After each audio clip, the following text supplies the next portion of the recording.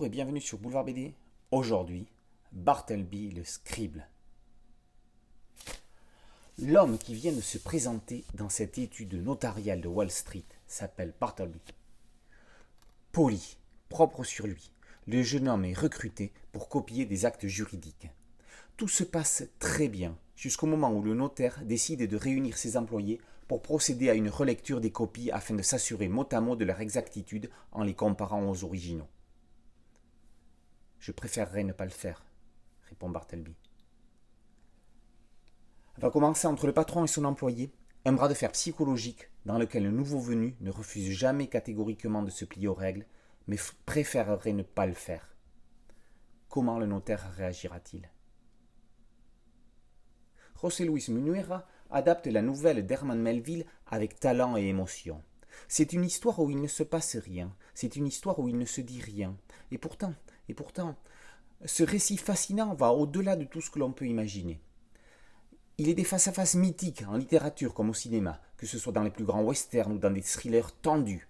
Clarice Starling et Hannibal Lecter, Tom Ripley et Dickie Greenleaf. Celui-ci, entre Bartleby et le notaire narrateur, fait partie des plus grandioses. Au-delà du combat entre ces deux hommes, c'est toute la société, avec ses codes du travail, ses relations employeur-employé, qui est remise en cause. Bartleby est un excellent copiste. Il pense, et il a raison, n'avoir rien à se reprocher dans son travail. Alors, que l'on puisse émettre l'idée qu'il ait éventuellement commis une ou autre erreur de copie à corriger, ça, il ne peut pas l'admettre. Pourquoi? Est-ce un excès de certitude ou bien la crainte de voir son travail remis en question par une correction? On ne le sait pas et on ne le saura jamais. Bartleby est entré en profession comme on entre en religion. Il est une fourmi qui est dans sa colonne et qui ne peut pas quitter la route sous peine de voir sa vie bouleversée. Au XIXe siècle, dans sa nouvelle, Herman Melville soulève un problème existentiel qui sera transcendé plus tard par des auteurs comme Eugène Ionesco. On savait Munuera maître de personnages dynamiques et d'un découpage efficace. Ici, il met une claque à tout ce qu'il a produit avant.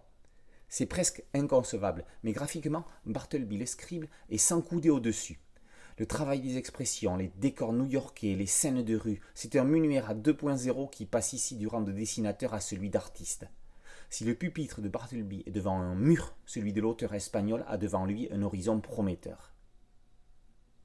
On parle peu du travail d'éditeur. Saluons ici la maquette de Philippe Gielmetti et Léa Elinkvissen, qui propose un bel objet. Une belle jaquette recouvre un livre à la couverture et au dos où seules des briques sont dessinées. Je préférerais ne pas le faire, dit Bartleby. Un qui a eu raison de le faire, c'est bien José Luis. Bartleby le scribe est de ces histoires puissantes qui sont difficilement adaptables sous peine de trahir une œuvre intouchable. Munuera s'en sort avec brio en signant l'un des meilleurs albums de l'année, un chef-d'œuvre. Bartleby le scribe, par José Luis Munuera, d'après Herman Melville, est paru aux éditions d'Argo.